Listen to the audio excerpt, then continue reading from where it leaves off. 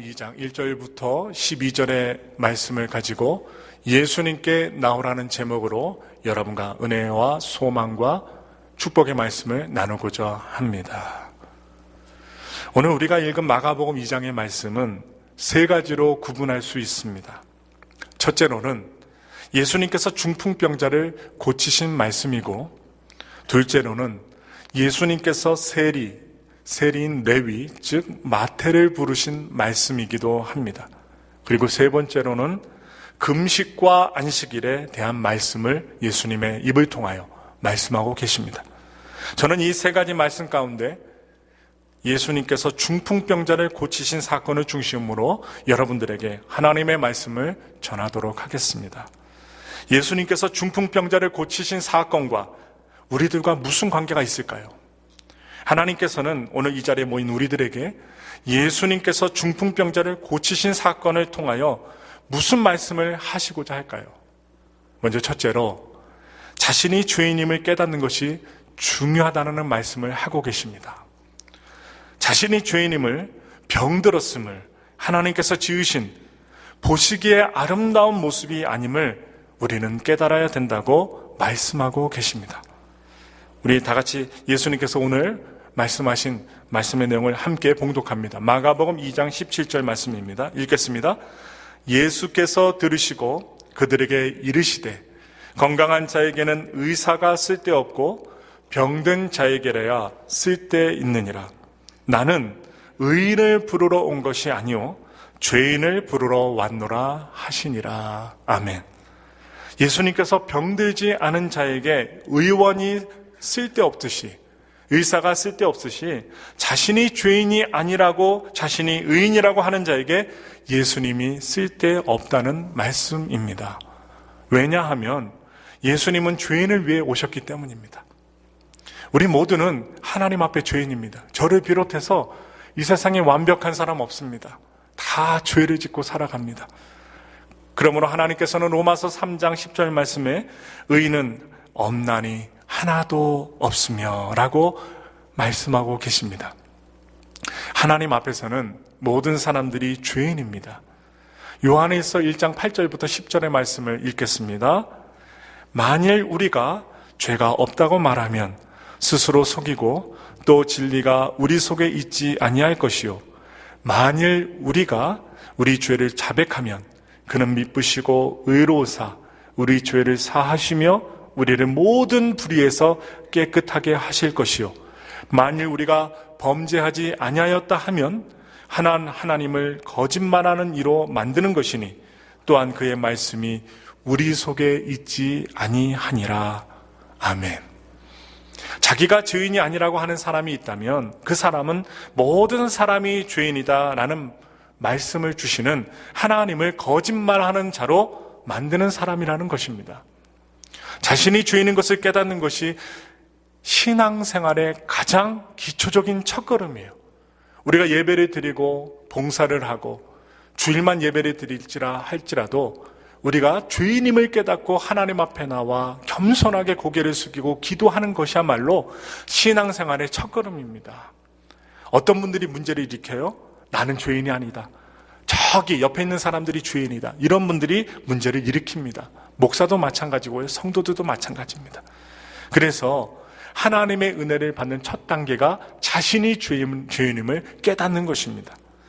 자기 자신이 내가 참으로 많은 죄악을 지은 사람이다 라는 것을 깨닫는 것이 참으로 중요합니다. 하나님께서 자신이 죄인이라고 손들고 겸손히 자신의 죄를 고백하는 사람들을 하나님은 예수님을 통해서 많이 사랑해 주셨습니다. 예수님께서는 바로 그 죄인들을 위해 이 땅에 오셨습니다. 중풍병자를 고치신 사건에서 하나님께서 우리들에게 주시는 말씀은 자신이 의롭다고 여기는 서기관들이 거기 앉아서 이 사람이 어찌 이렇게 하는가? 이렇게 왜 말하는가? 참남하도다. 이렇게 여기는 사람들보다 자신에게 문제가 있고 자신이 죄인임을 아는 것이 중요하다는 말씀입니다. 오히려 말씀을 가까이 하는데 교만합니다. 하나님의 아들이신 예수님을 못 알아봅니다. 여러분, 우리는 마음이 겸손하고 부유하지 않아 예수님을 진정 우리 구세주 예수님으로 믿고 우리가 정말로 죄 짓고 있는 사람인 것을 깨달으며 주님 앞에 무릎으로 기도함으로 자복함으로 나갈 수 있는 겸손한 목사와 성도가 되기를 소원합니다. 두 번째로 예수님께 나와야 합니다. 주님께서는 예수님께 나와야 한다고 말씀하고 계셔요. 내가 죄인이구나. 내가 죄인인데 이 사실을 깨닫는 것, 그것 하나면 이 세상 사람 모두가 구원을 받는 것입니까? 그렇지 않습니다. 자신이 병이 있다는 것을 느끼면 의사에게 가고, 중한 병이 있으면 병원에 입원하듯이 자신이 죄인임을 깨달았으면 누구에게 가야 할까요? 예수님께 가야만 합니다. 마가복음 10장 46절부터 52절에 보시면 구걸하던 한 눈먼 자가 예수님이 지나가신다는 소문과 소리를 듣고 아주 매우 큰 소리를 지르며 예수님을 부르는 것을 우리는 볼 수 있습니다. 다윗의 자손 예수여, 나를 불쌍히 여기소서. 다윗의 자손 예수여, 나를 불쌍히 여기소서라고 크게 소리 질렀습니다. 앞을 보지 못하는 사람도 예수님께 나왔습니다.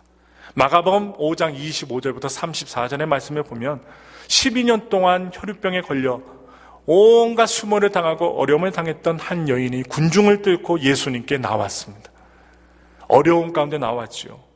하혈이 멈추지 않는 어려운 병이에요. 힘든 병이에요. 노출되는 병이에요. 많은 사람들에게 피가 보이는 병입니다.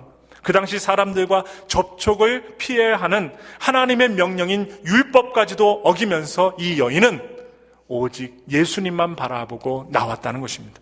그 여인은 예수님께로 나왔지만 참으로 불결하고 지저분한 병이라 성경은 그 여인이 앞으로 온 것이 아니라 예수님의 뒤로 걸어 나와 예수님의 옷자락을 잡았다라고 기록하고 있습니다. 율법이 무섭고 사람들에게 창피하고 두렵고 떨려 그 여인은 예수님 앞에 나올 수가 없었습니다. 정면으로 예수님 앞에 나올 수 없었어요. 그래서 예수님의 뒤로 나아갔습니다. 자신이 더럽고 불결하였어도 그 여인은 예수님의 뒤로라도, 예수님이 볼 수 없는 뒷모습이라도 그 뒤에라도 가서 예수님의 옷을 잡아야 되겠다라는 그 작은 심정, 억울한 심정, 피해자의 마음으로 예수님께 뒤로 나아갔던 것입니다. 또한 누가복음 7장 36절부터 50절 말씀에 살펴보니 어떤 죄 지은 여자가 울면서 눈물로 예수님의 발을 적시고 있습니다. 그리고 머리카락으로 닦고 그 발에 입을 맞춥니다. 정상적인 사람이라면 사람의 발에 아무리 남편과 아내가 사랑한다 할지라도 발은 씻겨줄 수 있지만 그 발가락에 입 맞추는 사람은 없을 것입니다. 자기 남편도 아닙니다. 절친도 아닙니다. 그렇게 가까운 사이도 아님에도 불구하고 이 여인은 예수님의 발을 머리로 씻겨드리고 자신의 입으로 입맞춤을 발휘합니다. 그리고 향유를 발랐습니다. 그 여인도 예수님의 등 뒤에 왔다고 말씀하고 있습니다. 앞으로 온 게 아니라 등 뒤로 와서 발을 씻겨주고 입맞춤했다고 나와 있어요. 예수님 앞으로 나올 수 없는 죄 지은 여인이었기 때문에 예수님의 뒤로 살며시 다가와서 눈물을 흘리며 예수님의 발을 닦아드렸습니다. 자신이 죄인인 것을 아는 것도 중요하지만 예수님께 나오는 것이 더 중요합니다. 예수님 앞으로 나오든 뒤로 나오든 어찌되었든 예수님께 자신의 문제를 가지고 나오는 것이 매우 중요합니다.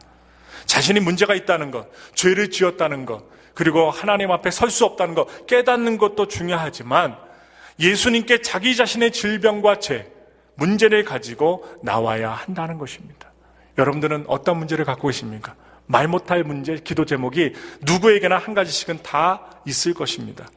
지금 예수님이 어디에 계십니까? 어디로 가야 예수님을 만날 수 있습니까? 그것은 바로 교회입니다. 교회는 예수님의 몸이며 교회 머리 되시는 분이 바로 예수님이십니다. 현재 우리들은 우리의 죄를 가지고 우리의 어려운 문제를 가지고 예수님의 몸 된 교회에 나와 예수님께 아뢰어야 한다는 말씀을 드리면서 여러분 주일 성수만큼은 하나님께 예배 드리는 것만큼은 놓치지 않는 2019년 기해년의 한 해가 되기를 소망합니다. 세 번째로 예수님은 전도하라고 말씀하고 계십니다. 오늘 읽은 본문의 말씀은 예수님께 나올 수 없는, 자기 몸을 자신 스스로 움직일 수 없는 마비된 중풍병자의 그 모습이 나오고 있습니다. 자신의 힘으로 나올 수 없는 사람입니다. 그 사람은 좋은 친구들이 있었습니다. 그것도 4명이나 있었습니다.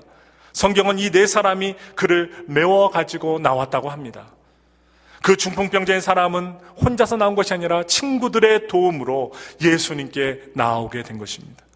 여러분들은 처음에 어떻게 예수님께 나오셨습니까? 그리고 어떻게 예수님을 만나셨습니까? 여러분 스스로 나 혼자 교회 가겠다고 신앙생활 시작하셨습니까? 그런 분은 진짜 훌륭한 분입니다. 그런데 그런 분은 참으로 드뭅니다. 주위의 부모님이나 친척, 친구, 그리고 남편이나 부인의 도움으로 교회에 나오게 된다는 사실입니다.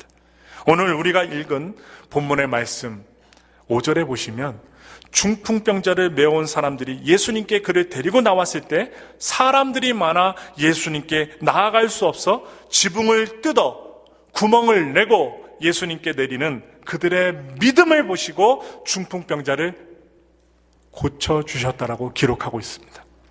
예수님께서는 중풍병자를 눈으로 보신 것보다는 그를 데리고 나온 그 4명의 사람, 또 위에 있는 멀쩡한 지붕이라도 뜯어서 구멍을 내어 예수님께 나아가려는 그들의 믿음을 보신 것입니다. 예수님께서는 믿음이 없고 하나님에 대해서 알지 못하는 사람들을 전도하고 복음을 전하는 사람들의 믿음을 보십니다. 예수님께서요, 그 믿음을 보시는데 전도하다 보면요, 힘이 듭니다. 그리고 시간도 뺏깁니다. 때로는 손해보기도 합니다. 그러나 예수님께서 보십니다. 우리의 어려운 것들을 보신다고요. 어려운 환경들을 보십니다. 중풍병자를 메고 온 4사람들, 그들은 땀을 흘렸을 것입니다. 시간을 손해보았을 것입니다. 그리고 자기 직업이 있음에도 불구하고 이 중풍병자 친구 한 명을 살리기 위해서, 고쳐주기 위해서 땀을 비롯하여 자신의 물질과 시간을 다 쏟았을 것입니다. 그리고 자기가 지금 해야 할 일이 있었음에도 불구하고 그들은 힘을 쏟습니다. 그들은 중풍병자를 예수님께 메고 오는 전도를 하였던 것입니다. 그래서 예수님께서 저희의 믿음을 보시고 중풍병자에게 이르시되 소자야 내 죄사함을 받았느니라 말씀해 주셨어요. 여러분 여기서 자세히 보셔야 될 게 예수님께서 저희의 4명의 믿음을 보시고 중풍병자에게 이르시되 4명의 믿음을 먼저 보셨다는 거예요. 중풍병자의 믿음을 보신 것이 아니라 그를 메고 온 사람들의 믿음을 보셨다는 것입니다. 마태복음 8장 5절부터 13절의 말씀을 보시면 한 백부장이 자기 하인이 중풍병으로 고생하여 그 대신 예수께 나와서 고쳐달라고 하는 것을 보게 됩니다. 대신 나왔습니다. 아픈 사람은요 오지도 않았어요. 백부장이 직접 나왔습니다. 그래서 무엇라고 말씀합니까? 다만 말씀으로만 하옵소서. 그러면 내 하인이 낫겠나이다. 움직이지 마세요. 저희 집에 가실 필요도 없습니다. 막사에 갈 필요도 없습니다. 지금 말씀만 해주세요. 이 백부장의 믿음으로 그 백부장의 하인은 치료를 받았습니다. 올해 우리 교회는요 창립한 지 33주년 되는 해가 되었습니다. 참 길어요. 33주년이나 됐어요. 와, 33년 동안 변함없이 계신 분도 계시겠지만 여러분 중간에 오신 분도 있고 어디 갔다 오신 분도 계실 거예요. 이 33년의 시간이 아주 귀합니다. 그리고 앞으로의 다가올 시간도 중요합니다. 그래서 우리는 우리의 믿음을 예수님께 보이며 신앙생활을 해야 합니다. 여러분 부탁드립니다. 2명씩 전도해서 예수님께 나오시는 여러분들이 되시기를 예수님의 이름으로 축원합니다. 저는 여러분들에게 자신이 죄인임을 깨닫는 것이 중요하다. 그보다 더 중요한 것은 예수님께 나오는 것이 중요하다. 그보다 더 중요한 것은 전도하는 것이 중요하다라고 말씀드리고 있습니다. 이것은 신앙이 자라고 성숙하는 단계를 이야기하는 것입니다. 처음에 자신이 참으로 죄인이다라는 것을 깨닫게 되어 예수님께 나와 모든 죄를 용서받는 하나님의 은혜를 체험합니다. 그리고 그 은혜와 사랑에 감격하여 남에게 전하고 싶어집니다. 전도하는 사람들은요 신앙이 성숙한 사람들입니다. 그보다 더 중요한 일이 있습니다.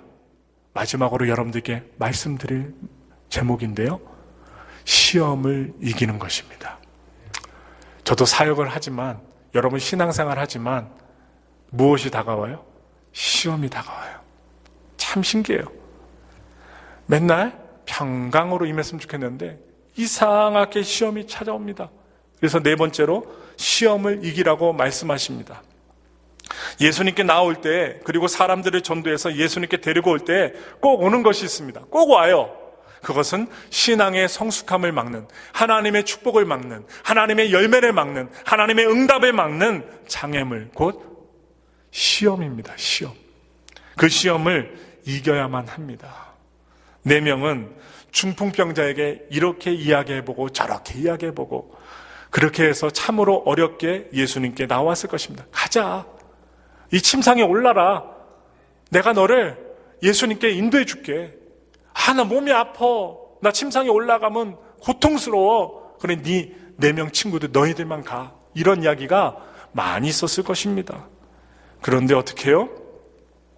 그들은 나 그냥 이렇게 살다 죽을래 하는 중풍병자의 하소연 소리를 들어도 이 중풍병자 친구를 자포자기하게 만들지 않고 포기하지 않고 계속 설득합니다. 아마 몸을 움직이지 못해서 씻지도 못하고 대소변도 못 가렸을 것입니다. 그럼 어떻게 돼요? 냄새가 폴폴 났을 거예요. 그를 떼매고 올 것이 없어. 그리고 침상을 만들어야 됩니다. 중풍병자를 위한 침상도 그들 4명이 스스로 땀을 흘려서 만들었을 것입니다. 그러나 그들은 그러한 어려움을 이기고 예수님께 중풍병자를 데리고 나아갑니다. 그런데요, 그것으로 끝나지 않았습니다. 예수님께 다 나온 그들에게는 산 넘어 산이라고 하는 문제가 눈앞에 또 펼쳐집니다. 무엇입니까? 아니, 예수님 계시는 집까지 어렵게 땀을 흘리며 팔이 떨어지는 아픔을 겪으면서 친구를 갖다가 중풍병자를 데리고 왔는데 사람들이 예수님 주변에 너무나도 많아서 그 집 안으로 들어갈 수조차가 없는 것입니다.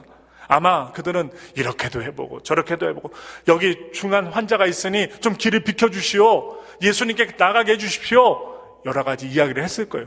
그런데 어떤 소리가 들려왔을까요? 저도 묵상을 하면서 오늘 마가복음의 말씀을 묵상하면서 아니, 저 사람은 아픈 사람이야? 나도 눈이 멀었다고, 나도 다리가 아프다고, 나도 지금 뼈가 아프다고 예수님께 기도받을 사람 여기 많거든? 저리 가! 하면서 미리 왔던 사람들이 길을 내주지 않았을 거예요. 조금도 들어갈 틈이 없어 보입니다. 그랬더니 어떻게 해요? 이 4명의 친구는 기도하며 생각합니다. 예수님께 들어갈 수 없어 여러 가지 고민을 하고 생각하는 끝에 남의 집 지붕을 뜯어야 되겠다고 생각합니다. 여러분, 오늘 예배를 드리시고 집에 가셨는데 제가 여러분의 집에서 신방합니다. 그런데요, 기도받겠다고 여러분 그 집에 수많은 사람이 몰렸는데 사다리 들고 와갖고 지붕에 딱 올라가서 어이 김씨 양반, 저 목사님한테 기도받아야 되겠는데 들어갈 수가 없어. 지붕을 뜯어야 되겠네. 여러분 지붕을 뜯어야 되겠다고 하면 여러분 지붕을 뜯게끔 놔두시겠습니까? 머리를 뜯어버리지. 예, 지붕은 안 뜯고요, 지붕 뜯으려는 사람의 머리를 뜯어버릴 거예요 아마. 여러분, 그래서 이 4사람은 어떻게 했을까요? 그 집주인에게 찾아가서, 성경에는 안 나옵니다. 그 집주인에게 지붕을 뜯고 나서, 구멍을 뚫고 나서 변상을 해드릴 테니 우리 친구를 매달아서 내릴 수 있도록 지붕을 뜯게끔 허락해 주십시오. 이 이야기를 분명히 했을 것입니다. 안 그랬으면 어떻게 해요? 쫓겨났을 거예요. 그래서 어떻게 남의 집 지붕 허락을 받고 뜯어냅니다. 그리고 구멍을 뚫었습니다. 여러분, 왜 이 이야기를 제가 해드릴까요? 시험이 있었다는 거예요. 어려움이 있었다는 거예요. 장애물이 있었다는 거예요. 그런데 이 4명의 친구들은 이 시험을 이겨냈습니다. 간곡히 부탁드립니다. 우리 엘파소 순복음교회 성도 여러분, 시험에 들거든 기도하십시오. 주님을 바라보십시오. 저한테도 하는 얘기입니다. 시험거리가 올 때 무엇 해야 됩니까? 예수님이라면 어떻게 하실까? 내가 마음이 상했는데, 저 성도가 나한테 하는 말 때문에 마음이 상했는데, 목사님은 지나치게 얘기했는데 그 말 때문에 내가 마음이 상했는데 예수님이라면 어떻게 하실까? 그런데요, 예수님이라면 어떻게 하실까 생각해보면 답이 나와요. 용서해야지, 덮어줘야지, 사랑해줘야지. 그러한 시험 반드시 이겨야만 한다고 성경은 말씀하고 있습니다. 우리 다 같이 마지막으로 야고보서 1장 2절부터 3절의 말씀이 있습니다. 시작. 내 형제들아, 너희가 여러 가지 시험을 당하거든 온전히 기쁘게 여기라. 이는 너희 믿음이 실현이 인내를 만들어내는 줄 너희가 아임이라. 아주 중요한 말씀이에요. 시험을 만나거든 온전히 기쁘게 여기라고 말씀하고 있습니다. 그들은 그 시험을 이기고 남의 지붕을 뜯어서라도 그 중풍병자를 예수님의 품으로 예수님을 만나게 하겠다고 의견을 모았습니다. 생각했습니다. 기도했습니다. 예수님 만나게 하기 위해 욕은 내가 먹고 예수님 만나게 하기 위해 지붕 뜯은 손해배상은 친구들이 하고 지붕 뜯다가 먼지나 검불이 예수님이나 제자들의 머리에 떨어져도 잘못했다라고 내가 빌겠다라고 내가 책임지겠다라고 결심을 하였을 것입니다. 신앙은요, 책임이 필요합니다. 신앙은요, 믿음도 필요합니다. 신앙은요, 희생도 필요합니다. 신앙은요, 어떻게 시험을 이겨야만 성장할 수 있다는 것입니다. 깨어 기도하는 것, 여러분 시간이 필요합니다. 예배 드리는 것 시간 필요합니다. 누군 시간이 남아서 예배를 드립니까? 아닙니다. 내 마음이 예수님께 있기 때문에 시간을 정해서 예배를 드리는 거지, 그 누구도 시간이 남아 돌아서 예배 드리는 것 절대 아니고 기도 드리는 것 아니라는 사실입니다. 마태복음 15장 21절부터 28절에 보면 가나안 여자가 나옵니다. 바로 이방인 여자였습니다.